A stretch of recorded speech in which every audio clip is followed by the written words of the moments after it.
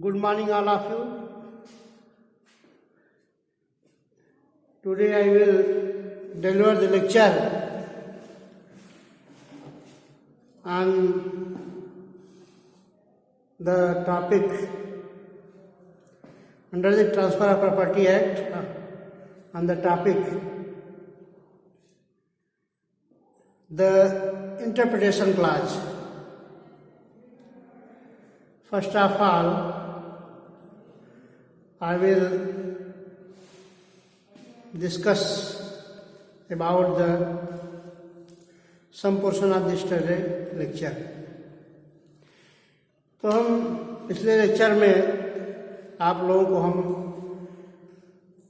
Historical background, development and scope of the transfer of property act के बारे में हम बता चुके थे कि संपत्ति अंतरण अधिनियम 8 अध्याय में विभक्त है तथा 137 इसमें धाराएं हैं और प्रथम आर्टिकल फर्स्ट सेक्शन फर्स्ट से लेकर के सेक्शन 53A तक इसमें संपत्ति अंतरण अधिनियम का सामान्य नियम दिया गया है और 53A के बाद अर्थात सेक्शन 54 से लेकर सेक्शन 137 तक विशिष्ट नियम है, क्योंकि सेक्शन 1 से लेकर सेक्शन 53A तक संपत्ति अंतरण अधिनियम का जो सिद्धांत है वह कोई न कोई नियम प्रतिपादित करता है। इसलिए अध्ययन की सुविधा अनुसार इसको दो भागों में बांटा गया है। तो यह 8 अध्यायों में विभक्त है, जैसा कि मैंने पिछले लेक्चर में बताया था। फर्स्ट अध्याय में सेक्शन 1 से लेकर सेक्शन जो है 5 तक है, 5 फिर सेक्शन 4 फर्स्ट से लेकर के फर्स्ट अध्याय में 1 से लेकर सेक्शन 4 तक, फिर 5 से लेकर के सेक्शन 53A तक दूसरा अध्याय जो है वो बंदित है। इस प्रकार से संपत्ति अंतरण अधिनियम जब ब्रिटिश पार्लियामेंट के द्वारा पास किया गया, इस तो सवाल उठता है कब अस्तित्व में आया, क्योंकि ट्रांसफर ऑफ प्रॉपर्टी एक्ट कब का है? यह 1882 का है and it come into the force on 1 जुलाई 1882। 1 जुलाई 1882 को अस्तित्व में आया।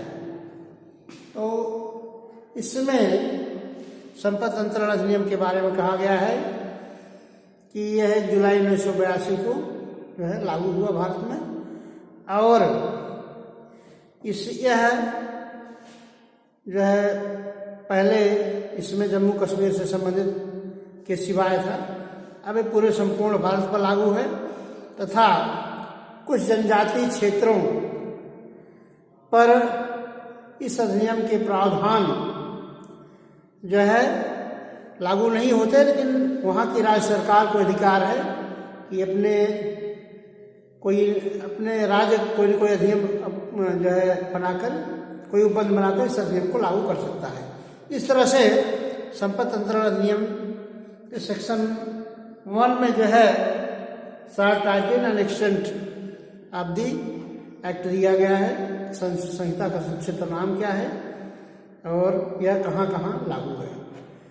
तो इस तरह से सेकंड में सेक्शन सेकंड में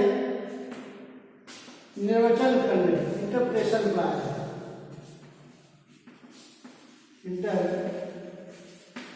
क्लॉज सेक्शन 2 में इंटरप्रिटेशन क्लॉज दिया गया है।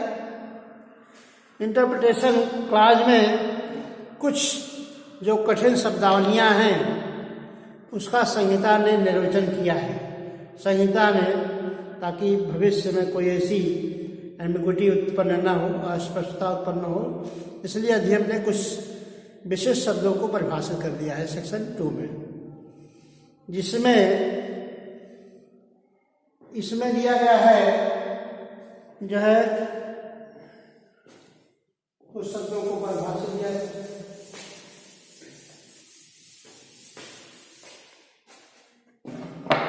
भूमि से क्या तात्पर्य है? भूमि, लैंड।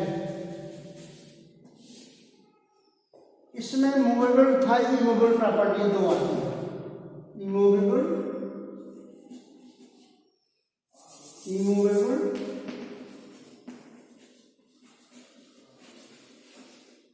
तथा इमूवेबल। स्थावर संपत्ति जंगम, इसको स्थावर संपत्ति कहा जाता है। स्थावर मीन्स अचल संपत्ति, दूसरी भाषा में इसको अचल संपत्ति भी कहते हैं। इसको जंगम संपत्ति।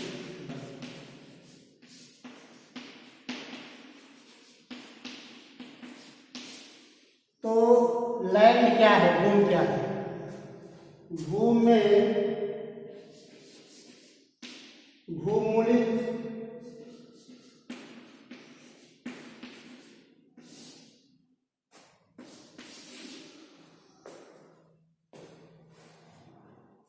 दूसरा जो है भूबद्ध, तीसरा भूमि से अस्थायी रूप से जकड़ी हुई, जकड़ी हुई चीज आती है।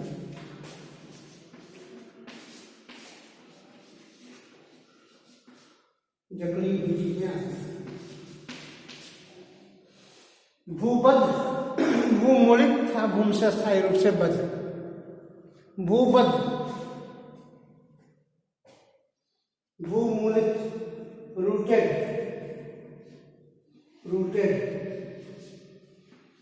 भूबद्ध, एम्बेडेड और रूटेड फ्रॉम द अर्थ,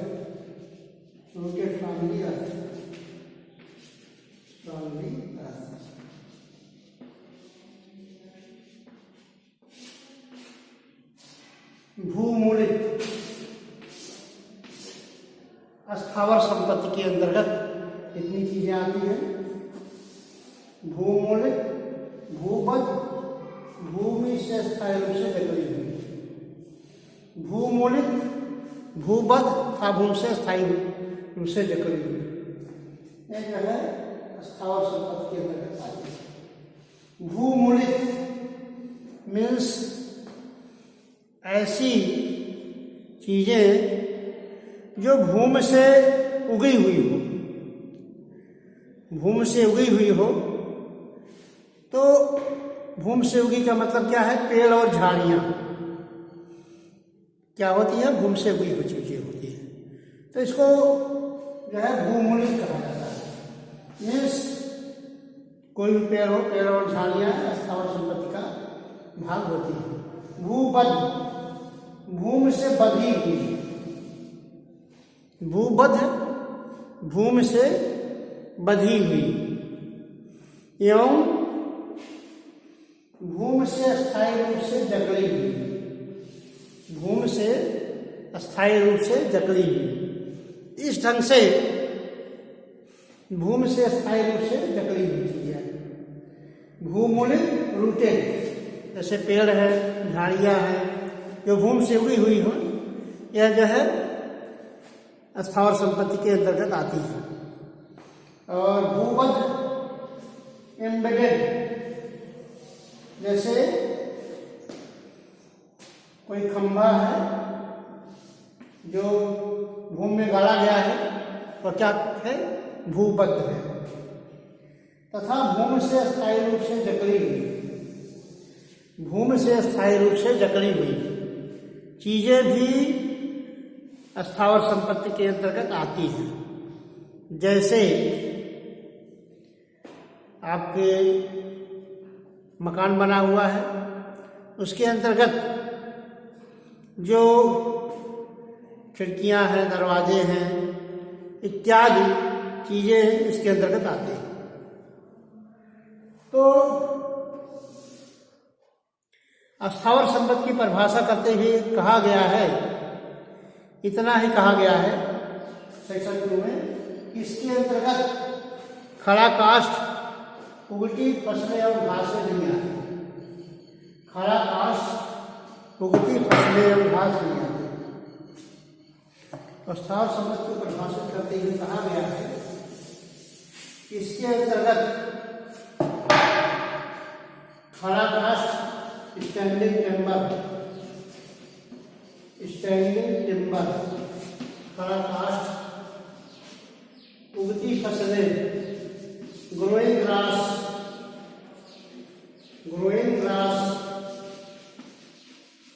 एवं खड़ा काष्ठ, उगती फसलें एवं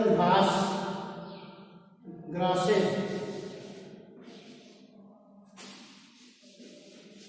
इसके अंतर्गत नहीं आती। खड़ा काष्ठ, उगती फसलें, घासें नहीं आती। अर्थात कहने का तात्पर्य है, खड़ा काष्ठ, उगती फसलें, घासों को छोड़ करके अन्य संपत्तियां जो है स्थावर संपत्ति के अंतर्गत आती हैं। इसकी परिभाषा नकारात्मक परिभाषा दी गई है। ये नहीं बताया गया है कि क्या क्या आता है। आता क्या है? भूमूलिक, भूबद्ध, भूमि से स्थायी रूप से जकड़ी हुई, यह है स्थावर संपत्ति के अंतर्गत है। लेकिन संहिता में बताया गया है कि स्टैंडिंग टिम्बर, ग्रोइंग ग्रास तथा ग्रासेस। स्टैंडिंग टिम्बर का मतलब है खड़ा काष्ठ,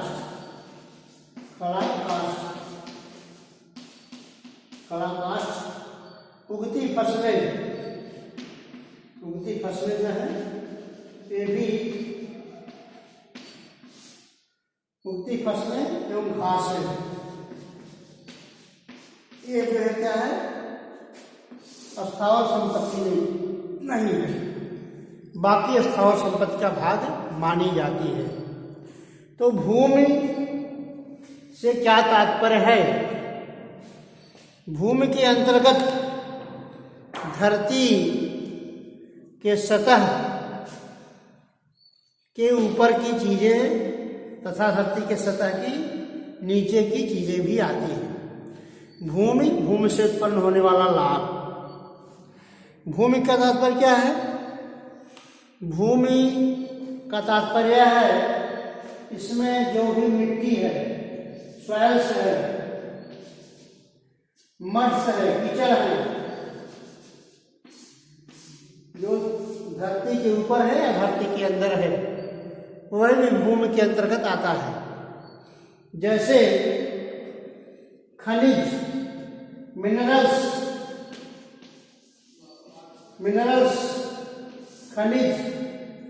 खनिज पदार्थ चूंकि धरती के अंदर रहता है, तो भूमि के अंतर्गत वो भी चीज आएगी, खनिज भी आएगी। इसके अंतर्गत, खनिज के अंतर्गत जैसे लोहा, आयरन, सोना, गोल्ड या अन्य अनेक वस्तुएं जो भूमि के अंदर खनिज के रूप में विद्यमान हैं, वह भी भूमि का भाग मानी जाती है। भूमि के अंतर्गत ऊपर की सतह पर, भूमि के नीचे की सतह पर, यहाँ तक कि भूमि के ऊपर का भाग का जो वायुमंडल है वह भी भूमि के अंतर्गत ही आता है।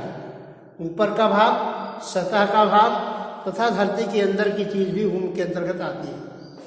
इसमें जो मिट्टी है, मृदा है, इसमें जो मड्स है, कीचड़ है, इसमें जो तमाम खनिज भरे हुए हैं धरती के अंदर, सोना, लोहा, कोयला, तांबा, आयरन ओर्स जो है, जो भी खनिज है, चाहे जो अयस्क के रूप में धरती के अंदर विद्यमान है, वो भूमि के अंतर्गत, भूमि के सतह से उत्पन्न होने वाले भूमि के अंतर्गत के भाग भूमि के अंतर्गत माने जाएंगे। ठीक। और भूमि से उत्पन्न होने वाला लाभ। इस तरह से भूमि से जो लाभ उत्पन्न होता है वह भी भूमि का भाग माना जाता है। भूमि से जो प्रवाहित लाभ है, भूमि से उत्पन्न होने वाले लाभ है, जैसे भूमि पर कोई चीज उगाया गया तो उससे उत्पन्न होने वाला लाभ जो है वो भी भूमि के अंतर्गत ही आएगा। तो संहिता के अंतर्गत कुछ ऐसे शब्दों की परिभाषा दी गई है जिससे कि इसमें संहिता के अंतर्गत जो क्लिष्ट शब्द है उनको सरल बनाया जा सके। अधिनियम ने इसलिए कुछ शब्दों को संहिता के अंतर्गत परिभाषित कर दिया है और इस तरह से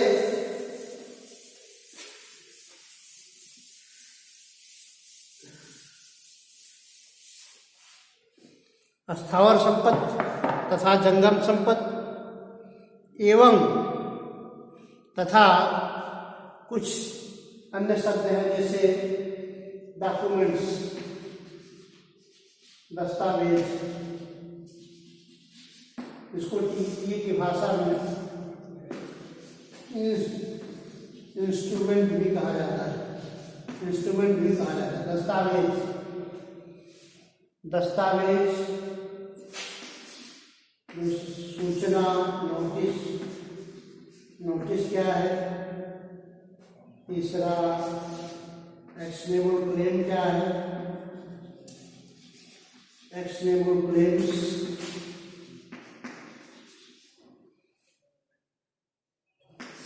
इंस्ट्रूमेंट, इसके बाद नोटिस, एक्शनेबल क्लेम्स, इसको संहिता में, इन सबको संहिता के अंदर परिभाषित किया गया है।